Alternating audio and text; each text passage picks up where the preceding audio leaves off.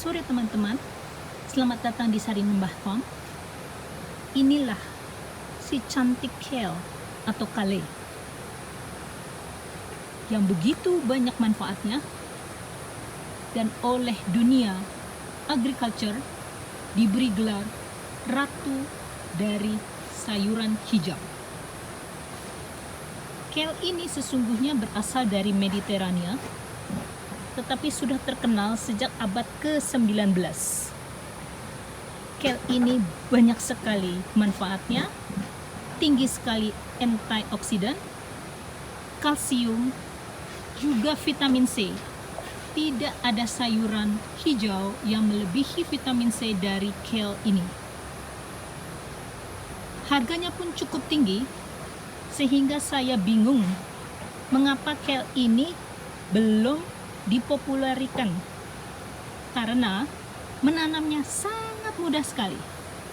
Untuk saya, inilah tanaman yang sangat mudah untuk ditanam dan dipelihara. Ayo, jenis kale bermacam-macam, dan kale yang tumbuh di kebun saya adalah kale Nero di Toscana, kale hitam dari Toscana.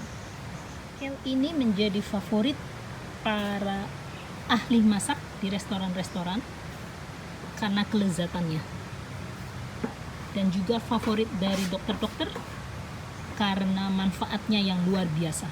Sayang sekali teman-teman, benih dari kale ini tidak didapatkan secara lokal. Yang ada adalah hasil impor. Saya merasa sayang karena sayuran ini cukup mahal harganya dan mudah untuk ditanam, sehingga sebaiknya teman-teman yang pintar-pintar di jurusan pertanian barangkali bisa memanufakturnya dalam waktu dekat. Inilah benih kale, teman-teman. Kita rendam dulu di hormon organik ya, selama 1-2 jam.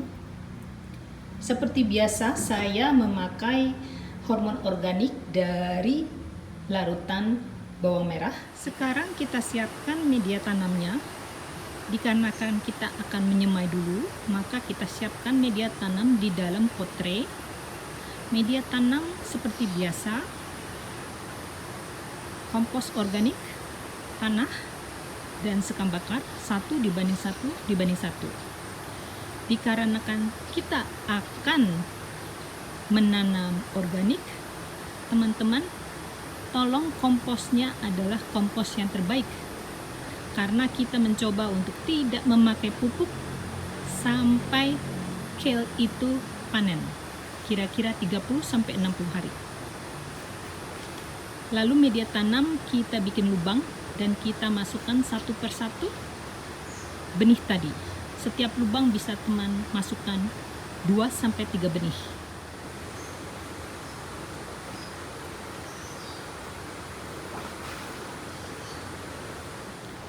Lalu ditutup dengan tanah tipis-tipis. Setelah itu disiram ya teman-teman.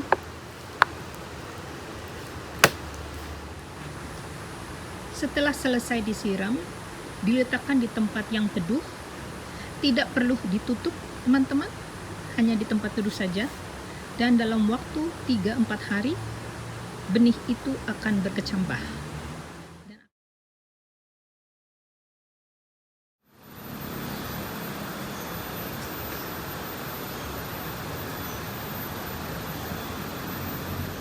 Setelah kira-kira berumur 3 minggu, maka kale bisa dipindahkan ke dalam pot atau polybag individu.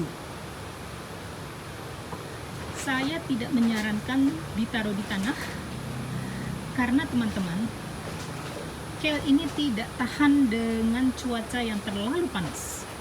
Sehingga kalau teman-teman tanam di polybag atau di pot, bisa dipindahkan ke tempat yang ada atapnya. Memindahkannya pun sangat mudah teman-teman, dengan komposisi dari media tanam yang sama kita masukkan ke dalam pot-pot individu, dan bibit kale tadi sudah bisa tumbuh di dalam pot. Sangat mudah sekali. Satu hal yang menggembirakan, kale itu seperti bayi yang sangat kuat, seperti Superman. Karena bila media tanam kita tidak terlalu baik pun, kale memiliki daya juang yang tinggi. Sehingga teman-teman akan merasa bahagia dan puas karena dari benih bisa berkembang menjadi tanaman dewasa tanpa kesulitan yang berarti. Perawatannya pun sangat mudah, teman-teman. Ingat, saya menanam secara organik sehingga saya tidak menggunakan pestisida dalam bentuk apapun. Seperti yang sudah saya katakan, kale tidak mendapat kunjungan dari hama yang berarti sehingga kita puas untuk memeliharanya. Yang paling saya lihat adalah ulat kecil yang akan memakan daun sehingga bolong seperti ini. Bila teman-teman melihat ulat itu, bisa teman-teman pindahkan dengan tangan. Tapi selebihnya hampir-hampir tidak ada hama. Tidak ada hama dari serangga ataupun dari jamur. Selain manfaat yang luar biasa, kale ini untuk saya sangat cantik, sehingga kita senang untuk memamernya sebagai perhiasan di halaman atau di dalam rumah. Untuk memanennya pun mudah, teman-teman. Bila sudah berumur 30 hari setelah tanam, setelah dipindahkan dari persemaian, maka daun kale ini sudah bisa dikonsumsi. Daun muda biasanya tidak terlalu pahit dibandingkan daun yang lebih tua. Dan biasanya daun muda itu ada yang di dalam, yang di luar adalah daun yang sedikit tua. Bila teman-teman mau mengonsumsi sampai berumur 60 hari, bisa juga. Banyak yang memakai kale untuk salad, untuk jus, ini yang paling terkenal, untuk dibuat keripik, dan untuk dibuat berbagai macam sup dan osengan. Bila teman-teman mau memanen kale dari bonggolnya, teman-teman pasti bahagia untuk mendengar bahwa kale ini bisa tumbuh kembali. Tetapi biasanya kale ini dipanen dari daunnya. Ya teman-teman, inilah cara memanen kale. Inilah daun yang sudah saya petik dari pohon atau dari tanaman kale. Sudah siap untuk saya bikin jus atau salad. Dan ini adalah kale yang saya potong dari bonggolnya.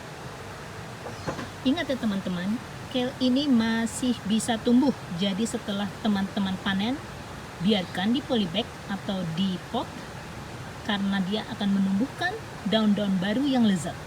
Teman-teman, bila teman-teman sudah selesai memanen kale dengan memotong daun atau bonggolnya, maka sebaiknya disiram dengan vitamin B1 untuk mencegah tanaman itu tidak shock. Karena sesungguhnya bila kita memotong daun atau batang dari tanaman, itu melukai dia. Jadi vitamin B1 mau memulihkan luka-luka tersebut.